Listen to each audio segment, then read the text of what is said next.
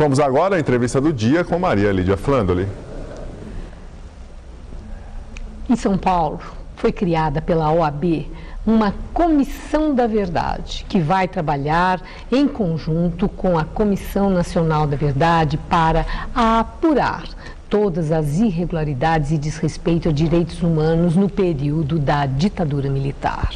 E para falar sobre o foco e objetivo desse trabalho, nós recebemos hoje o advogado Belisário dos Santos Júnior, que é vice-presidente da Comissão da Verdade da OAB Paulista e ex-secretário da Justiça e Defesa da Cidadania de São Paulo, no governo Mário Covas. Muito obrigada, doutor Belisário, por estar conosco. Por que a OAB de São Paulo resolveu criar uma Comissão da Verdade? Não é redundante com a Comissão Nacional? Não. A Ordem dos Advogados do Brasil, ela teve uma participação importantíssima, os advogados também, na apuração e na resistência à ditadura militar. E, portanto, a sua experiência, o que eles viram e o que eles sofreram, como eles analisaram aquele arcabouço de legislação que justificou a ditadura militar, vai ser importante nessa assessoria à Comissão Nacional da Verdade. Quer dizer que o foco dessa comissão vai ser no trabalho, um resgate da atuação desses advogados?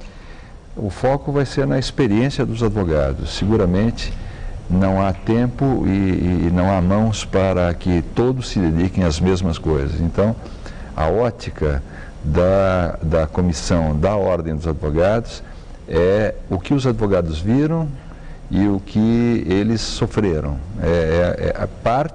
O trabalho parte da experiência deles. E eles participaram vamos dizer, de grande parte da ditadura militar, que era o julgamento dos supostos crimes cometidos pelos opositores ao regime. Inclusive, muitos advogados também sofreram, né, a repressão. Muitos advogados foram presos. Eu fui preso 3 vezes. Doutor Belisário, a Comissão da Verdade passa por muita resistência, mesmo depois de instalada e composta.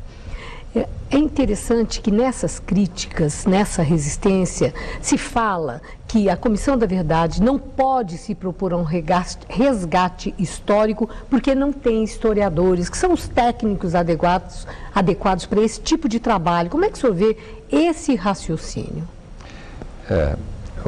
Esse é um raciocínio de resistência à Comissão da Verdade. A Comissão da Verdade terá seu trabalho acompanhado por vários peritos, entre eles muitos historiadores fornecidos pela Secretaria Nacional de Direitos Humanos que foram incorporados à Comissão da Verdade. Então, portanto, isso não é verdadeiro. Mas sim, a Comissão da Verdade tem entre seus membros uma psicóloga muito famosa, advogados importantes, um juiz de escola, pessoas todas muito preparadas para essa função, que não é só de resgatar a história, mas é de identificar as estruturas que serviram para que a ditadura militar pudesse chegar a tantos casos de vítimas de tortura, a tantas violências cometidas contra alguns e contra todos. A censura à imprensa foi cometida contra todos. Uma outra questão, doutor Belisário, é a da neutralidade. Como é que pessoas, aí vamos falar da OAB, advogados que sofreram, que foram presos e possam ter sido vítimas de violência também nessa época do arbítrio, o que garante que a neutralidade não fica comprometida, considerando o aspecto emocional que envolve a retomada desse tema? No caso da Comissão da Verdade, da Ordem dos Advogados do Brasil, essa preocupação também é importante. Mas veja que o nosso trabalho será de somar esforços à Comissão Nacional da Verdade. Os advogados foram pessoas importantes e a Ordem dos Advogados do Brasil não poderia escolher outros senão aqueles que participaram daquele momento. E se pensar de uma certa forma, se a gente ficar com a preocupação de achar alguém que não tenha sofrido nenhuma violência, nós chegaríamos aos nomes dos torturadores, né? É isso que a gente quer chegar, mas não como membros de uma comissão da verdade. Eles deverão ser investigados, ter a sua atividade investigada, e nós seremos como fomos até hoje, pessoas de bom senso, que frequentamos os tribunais, que lidamos com a justiça militar, e o nosso comportamento sempre foi muito ético, reconhecido como tal pelos tribunais militares, inclusive. A questão ainda, né, da resistência.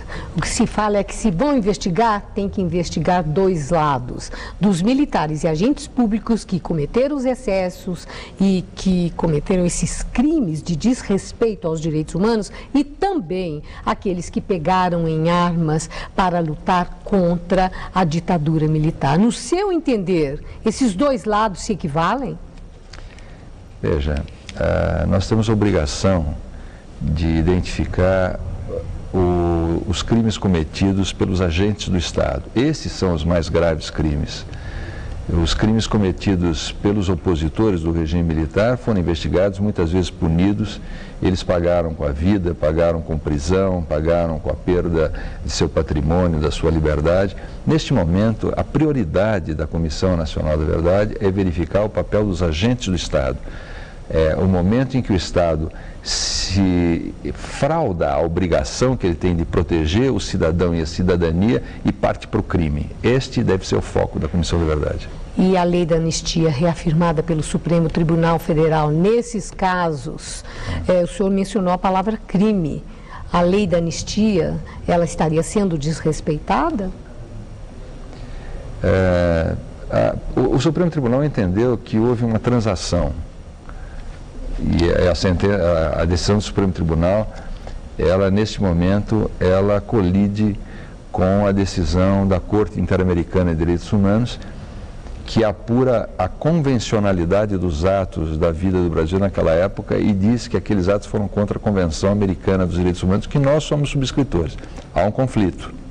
Esse conflito deve ser administrado, mas a sentença do Supremo Tribunal Federal admite a Comissão da Verdade. A Comissão da Verdade não tem finalidade de apurar e punir, ela tem que sim apurar, mas a punição no Estado democrático é reservada ao Ministério Público e à Justiça brasileira.